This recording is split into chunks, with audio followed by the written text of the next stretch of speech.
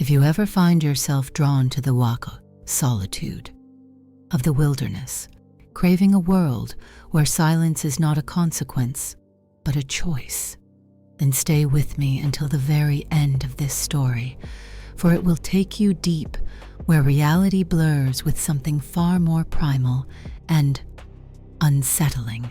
You won't want to miss how quiet desperation turns into a fight for survival under the cracked sky of frozen forests, far from the light of human civilization. 5 years ago, I was like many others seeking something different, drawn to jobs where solitude isn't a burden, but a way of life. After finally accepting my introverted nature, I ventured through wildlife surveys, a forestry internship, and private fire mitigation in the summer, all before fate landed me at a watch post called Tower 9 on the northern Chatun edge of the map. This place, owned by the government or a conservation agency, was euphemistically called a conservation perimeter, a phrase too hollow for what it truly was, a massive expanse of wilderness. So vast and untamed that no one dared abandon it to chance or neglect. The acreage was enough to consume the entire town's hall, sprawled far beyond the reach of easy patrol. Within this realm, 13 fire towers stood sentinel, each manned by a single watcher. 13 rangers, if you counted everyone. Officially, these men and women were called rangers, but our mission was less about law enforcement and more about fire prevention, warding off disaster rather than hikers or wandering bears. Most rangers stayed put in their towers, eyes scanning the endless treetops. But some of us eventually broke the monotony and the rules, venturing beyond our posts even when the dry season demanded we stay anchored.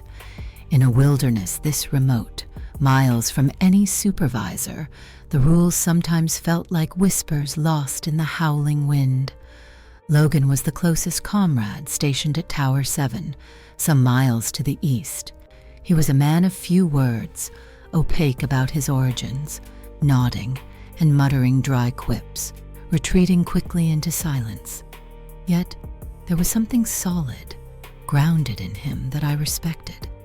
We didn't often share more than a flask and a few moments of quiet midway between our towers, but those rare interactions were a balm to the loneliness.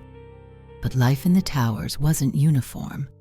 Ezekiel, the watcher at Tower 8, stood in sharp contrast. He was a fixture, an enigma who'd been there longer than anyone could verify. Some said half a decade, others claimed 2 decades.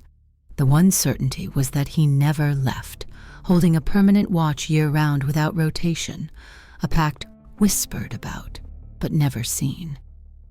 We had told stories about him, dark, unsettling stories that made me wary until I actually saw him once on the ridge heading toward Tower 6.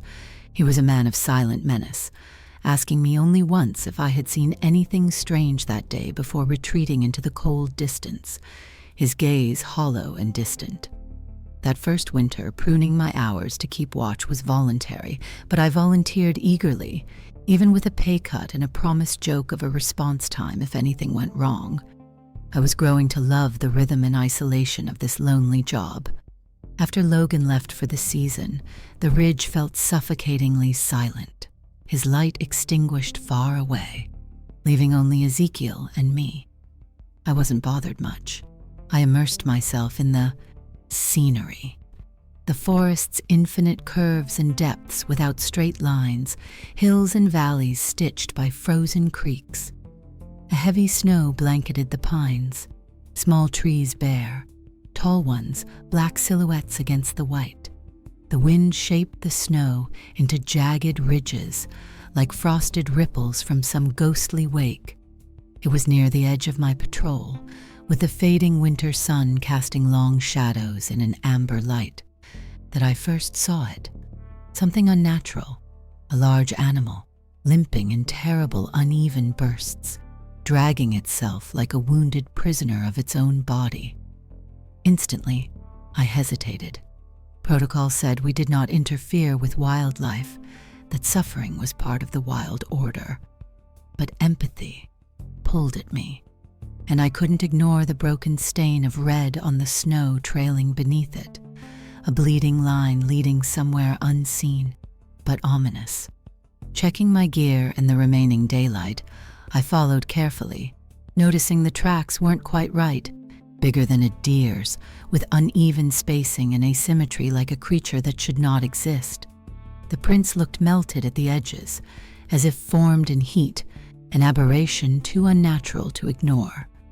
The blood trail dipped into a sparse thicket, where the wind shifted, suddenly whistling through the trees, bringing with it the first whispers of a storm. Without warning, fierce snow blustered in sideways torrents, turning world to ghost, shredding visibility.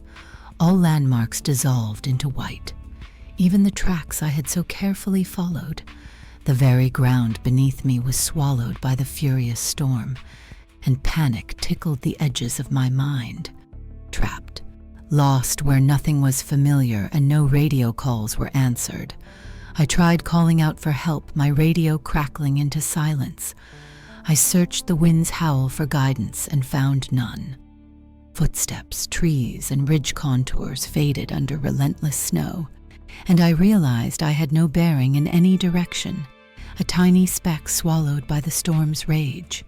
Pushing on, I flagged small trees as if they could anchor me to sanity, struggling to navigate the endless white maze. Heart pounding, breath fogging my hood, I steadied myself with shallow breaths, fighting the rising tide of dread everyone who has lost themselves in the wild must endure at least once. Then, as if summoned by fate, the broken shape reappeared ahead.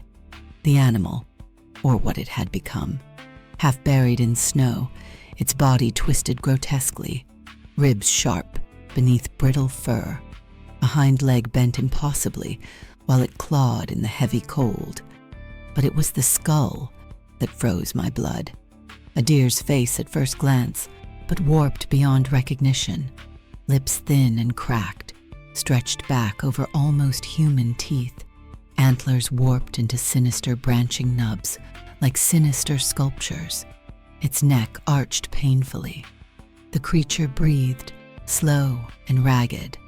Then with terrible suddenness it moved, a paw shooting forward, not a hoof, but a bear's limb, thick, furred, and clawed. It pushed itself upright, neither fully man nor beast, and lunged with terrifying intent.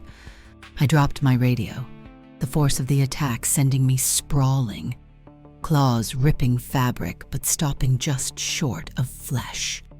Scrambling backwards, I seized a broken branch and stabbed it into the raw wound on its flank, eliciting a choked howl as it staggered. I fled through the biting cold, branches tearing at me, lungs burning, limbs numb, until the steel silhouette of Ezekiel's tower emerged from the swirling snow, a beacon in the storm's white madness. I ran for the stairs, icy and slippery, pounding up as quickly as I could.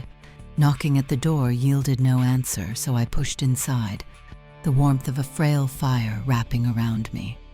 The space was filled with objects that belonged to no ordinary watchpost, weapons in carved racks, rifles ornamented with runes, bullets gleaming like precious metals scattered on a table, animal skulls marked with red ink perched on shelves, dream catchers dangling in corners.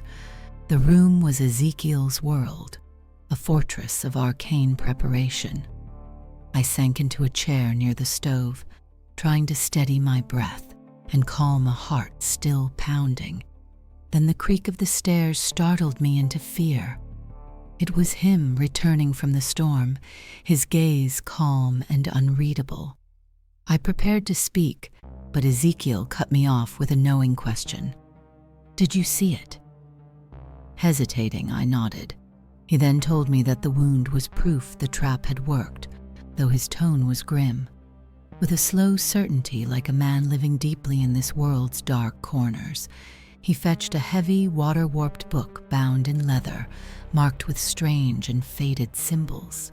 As he ruffled through its brittle pages, his words sunk in heavy. Some say the creature is 3 beasts stitched together. Others say it's one shape splitting into 3. He showed me the detailed drawings: branches of antlers, twisted human faces, bear-like limbs etched with chilling accuracy. He closed the book and warned, "Lucky it was wounded. It would have killed you otherwise." Then he pulled from another shelf a round, dark mirror, its surface more reflective than glass, but with an unnatural shimmer, edges inscribed with symbols that seemed to ripple. "Take this," he said. "You're coming with me. We're going back to where you last saw it."